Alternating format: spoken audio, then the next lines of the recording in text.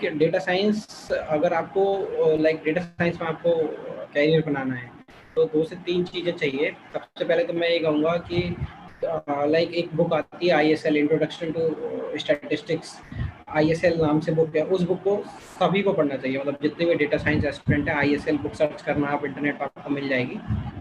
तो उस बुक को आप सर्च कीजिए, आईएसएल नाम की जो बुक है उसको आप पढ़िए। उस बुक में बेसिकली शुरू से आपको समझाएंगे कि लीनियर रिग्रेशन क्या होता है, और फिर लीनियर रिग्रेशन से स्टार्ट करेंगे, फिर लॉजिस्टिक रिग्रेशन, फिर डिसीजन ट्री, फिर क्लासिफायर, फिर क्लस्टरिंग, ये जितने भी, फिर उसके बाद ये हायर थिंग्स पे जाएंगे। तो आप जो डेटा साइंस में बेसिकली स्टार्टिंग कैसे कर सकते हैं, मैं किसी फ्रेशर के लिए आंसर दे रहा हूँ कि जो अभी नया नया है उसको पढ़ना है कि डेटा साइंस कहाँ से स्टार्ट करूँ, तो मैं सजेस्ट करूँगा सबसे पहले वो आईएसएल बुक पढ़े। जब वो बुक पढ़ ले, और वो बुक की खास बात ये है कि पहली बार आप पढ़ेंगे आपको थोड़ा समझ में आएगा, आप दूसरी बार पढ़ेंगे आपको और आएगा।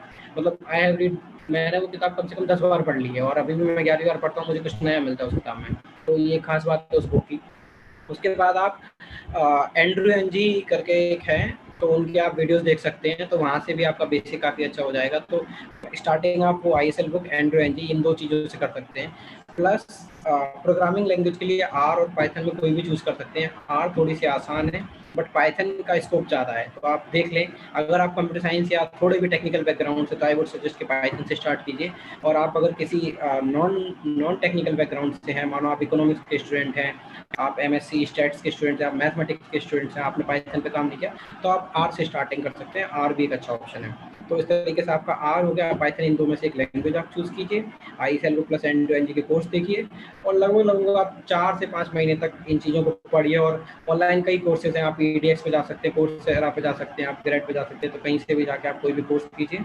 और ऑलमोस्ट मेरे ख्याल से 3 से 5 महीने सफिशिएंट है आपको एक बेसिक नॉलेज देने में। और एक आप फिर उसके बाद आप एक चीज़ और आजकल चल रही है, कैगल करके है, आप कैगल सर्च कीजिए, तो कैगल पर जाकर आप प्रैक्टिस कर सकते हैं डेटा सेट्स की। वहाँ रियल लाइफ प्रॉब्लम्स होंगी, तो उनको आप देखिए, वहाँ कई लोग होंगे वो सॉल्व कर रहे होंगे, तो उनका आइडिया, उनका सॉल्यूशन आपको देखने को मिलेगा।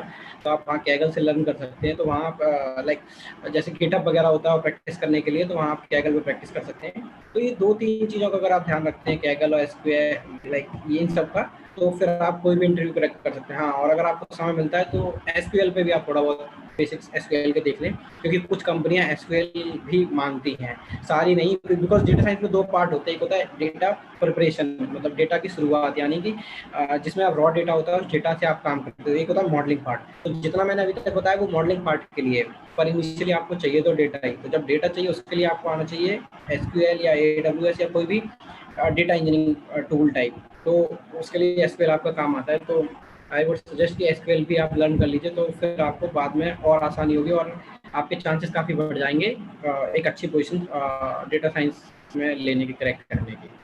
तो इसके थ्रू आप डेटा साइंस में सेलेक्ट हो सकते हैं।